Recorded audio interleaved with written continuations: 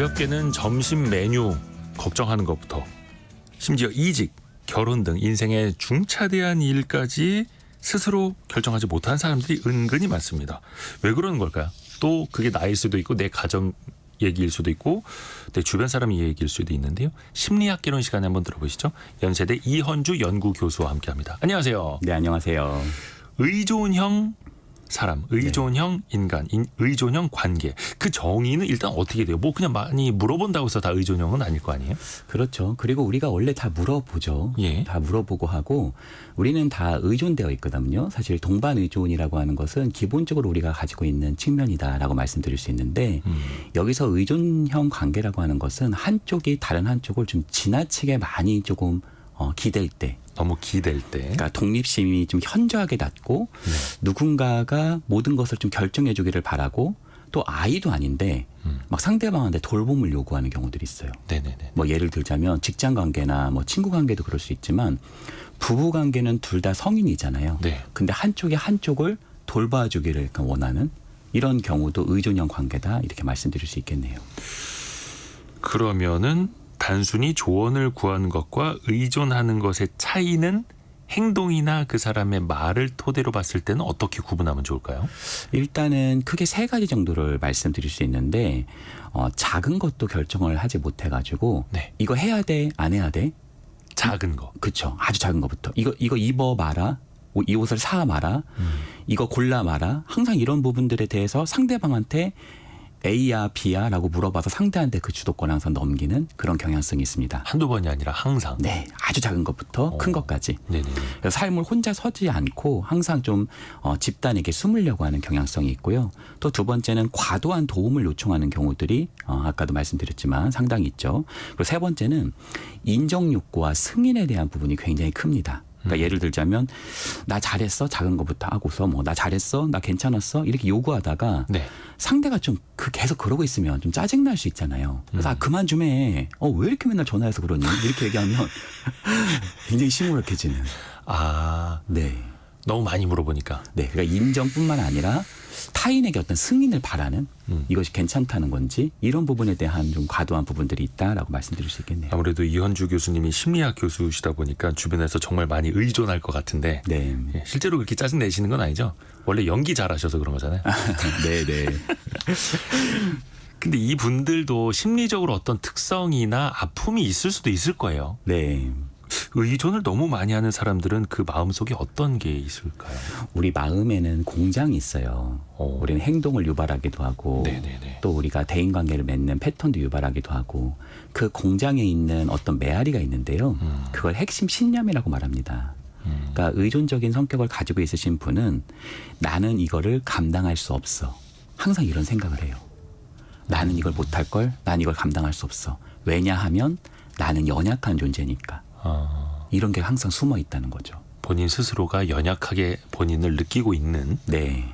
그래서 이걸 기원으로 좀 보면은 지나치게 과잉보호를 했던 경우들이 상당히 많습니다. 어릴 적부터요? 네, 과잉보호가 굉장히 많아요. 예를 들어서 작은 것도 아이들에게 결정해보고 스스로 선택해보고 책임을 져봐야 되는데 네네. 헬리콥터 부모처럼 모든 것을 따라다니면서 다 해주는. 그냥 야, 넌 이거 공부나 해. 엄마가 이거 해줄게. 아빠가 이거 해줄 테니까 너 걱정하지 마라. 넌 공부만 해. 그렇죠. 엄마 아빠 다 해줄게. 네. 이런 부분들이 있어서 내가 뭔가를 결정하고 해본 경험이 별로 없어서 상당히 뭔가 작은 것도 선택하고 해보기가 되게 어려운 거죠. 헬리콥터 부모라고도 하죠. 네. 그리고 또 다른 측면에서는 어린 시절 때 보통 부모님들이 과잉보호하게 되는 이제 경향성이 아이가 5이 있으면 네. 그 중에서 가장 좀 연약하고 뭔가 조금 이렇게 스스로 서지 못하는 아이에게 더 많은 사실 과잉보호를 하게 되잖아요. 그렇죠. 예. 근데 그 대표적인 게 바로 병입니다. 병? 네. 그러니까 막 허약하거나 병이 많았거나 혹은 신체적으로 그렇지 않다 하더라도 심리적으로 무슨 문제가 있었거나 이런 게 부모님이 굉장히 염려를 좀 갖게 해서 굉장히 그 아이를 좀 과잉보호하게 됐을 경우에 그 아이는 실제로도 좀 아프기도 하지만 스스로 정말 서지 못하게 되는 경우들이 상당히 존재하기도 하죠. 근데 사실 또 그게 어쩔 수 없는 측면도 있는데 그게 네. 너무 지속되다 보면 나중에 이 아이가 어른이 돼서도 마마보이, 마마걸 네. 이렇게 되는 거고요. 그러니까 사실 좀 이제 어려운 거는 뭐 정말 반사회성 성격을 가지고 계신 분이나 아니면 좀 자기의 성격을 가지고 계신 분들이나 이런 분들은 좀 인간 관계에서 사악한 측면이 많이 있거든요. 네네네. 근데 의존적인 성격을 가지신 분들은 사실 되게 관계성이 좋으신 분들이에요. 다만 내가 관계성은 좋다. 그러니까 네. 옆에다 물어보고 계속. 그렇죠. 그러니까 항상 이런 거예요. 야, 네가 이것 좀 해라. 이렇게 하는 게 아니라 나 이거 못 하는데 네가 좀 해주면 안 돼? 이거 좀 해줘. 네네네. 나 못해. 이런 게 되게 많다는 거죠. 네. 근데 그게 또 한두 번도 아니고. 네. 그 교수님은 현장에서 이제 상담 많이 하시잖아요. 네네. 의존형인 사람을 만나면 어떤 게 가장 큰 문제라고 보세요? 처음에는 이제 저를 만났을 때는 그런 경향이 별로 없는데 예. 이제 조금씩 관계가 깊어질수록 저한테 굉장히 의존적 성향을 보이죠. 그게 이제 의존형인 걸 좀 고치려고 상담을 받으러 갔는데 더 네. 의존하는 거예요? 네. 뭐 교수님이니까 그렇습니다. 그리고 또 상담자는 숙련된 상담자는 사실 제 부모라고 그래서 부모처럼 느끼기도 합니다. 또 다른 부모처럼 느끼기도 하거든요. 기대게 되는 거죠. 네. 근데 제가 이 당시에 만약에 그 당시로 갔을 때 더 네네네. 의존하게 만들고 제가 무엇을 결정하게 돼주면 사실 이 사람은 저를 찾아온 의미가 없잖아요. 그러니까 제가 그 사람을 완전히 뭔가 뭐 독립시켜서 내 상관없이 뭐 혼자 서라 이렇게 하진 않지만 작은 것도 결정해보고 설 수 있게끔 많이 도와줍니다. 소위 내가 손잡고 막 일으켜주는 게 아니라 아하. 울타리나 배경이 되어주는 것 이런 부분이 굉장히 크다고 할 수 있겠죠. 바로 그냥 내가 일으켜주는 게 아니라 네. 그 사람이 잡고 일어설 수 있는 도구가 되어주는 것 정도까지만. 네. 그게 건강한 거네요. 네. 혹시나 본인이 이제 느낄 수도 있습니다. 내가 조금 의존적이기는 하다. 네. 그래도 뭔가 독립적으로 판단하고 생활하고는 싶은데 잘은 안 된다. 네. 어떻게 시작해야 하는지 모르겠다라는 분들한테는 어떻게 조언해 줄 수 있나요? 일단은 내가 두 다리로 서서 무엇인가를 가본다는 것은 네. 어떻게 보면 내가 설 수 있다라는 믿음이 있어야 되잖아요. 그러니까 나는 할 수 없어. 난 작은 것도 결정하지 못할 거야. 라고 하는 측면들에 대해서 우리가 조금 대항해 보려면 네. 자기 효능감이 좀 필요할 수 있어요. 자기 효능감. 네. 내가 스스로 설 수 있다라는 믿음, 내가 해낼 수 있다라는 것, 내 목표가 이것이 있을 수 있다라는 것, 그리고 내가 작은 것을 결정하는 거 있잖아요. 뭐 예를 들어서 옷을 뭐 사본다든지 아니면 뭐 밥 먹을 때 메뉴를 골라본다든지 그런 작은 선택을 해보고 나에게 긍정적 강화로서 칭찬이라든지 나에 대해서 좀 인정을 스스로에게 해볼 수 있는 지점, 또 좋은 사람들에게 그런 인정을 받아보는 경험도 도움이 됩니다. 아주 작은 것부터. 아주 작은 것부터요. 아주 작은 것부터. 네. 나도 두 팔이 있고 두 다리가 있는데 뭐 이거 못하겠어? 약간 작은 것부터. 네.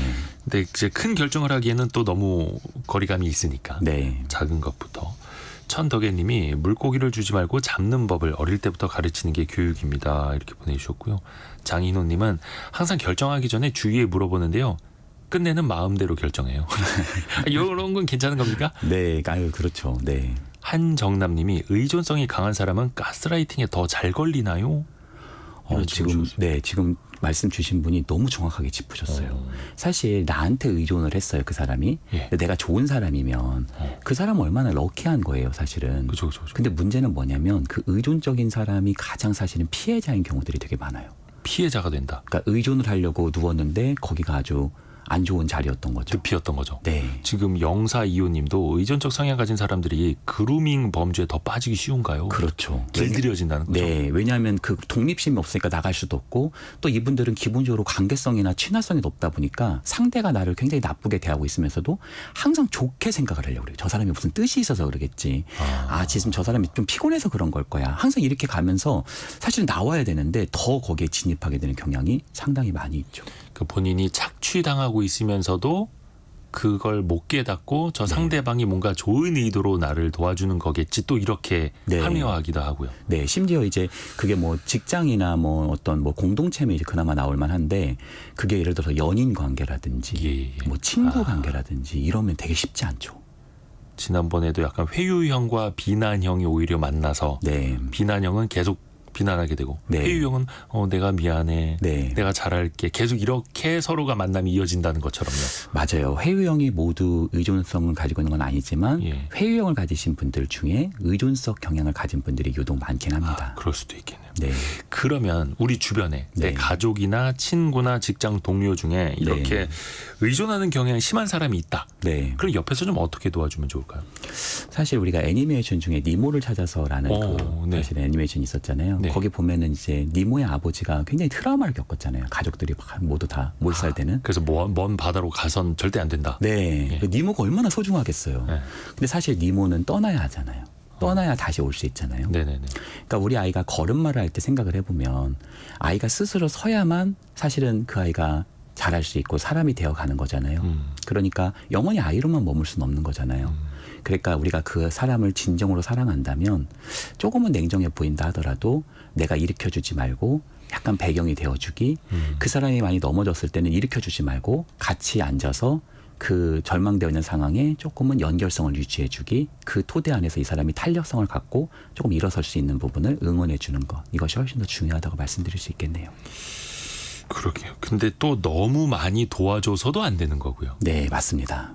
그냥 해달라고 해서 일단은 시간 없으니까 해주는 것도 한두 번이고 네. 그러면 더 그 사람이 의존적이게 되고 네, 그러면 작은 것부터 좀 할 수 있게끔 옆에서 도와줘야 되겠네요. 그렇죠. 근데 이게 나도 모르게 네. 그 사람을 가스라이팅 할까 봐 약간 걱정이 되는 측면도 있더라고요. 내 딴에는 조언을 네. 해준다고 하는데 네, 저렇게 의존적인 사람을 내가 길들이게 되면 어떡하지? 네. 이거 너무 큰 걱정인가? 그런 생각을 하신 것 자체가 예. 어떤 면에서 우리 기자님께서 굉장히 좋은 마음과 따뜻한 마음이 있으신 것 같아요. 네, 이 약간 이제 꼰대가 되지 않으려고 걱정을 하다 보니까 네, 그래서 이제 의존적인 분들도 하나씩 한 걸음씩 같이 나아가 보자. 네, 대신 업어주는 게 아니라 손잡고 같이 가는 거. 네. 너무 좋은 말씀 많이 들었습니다. 연세대 이헌주 연구교수와 함께했습니다. 고맙습니다. 네, 감사합니다.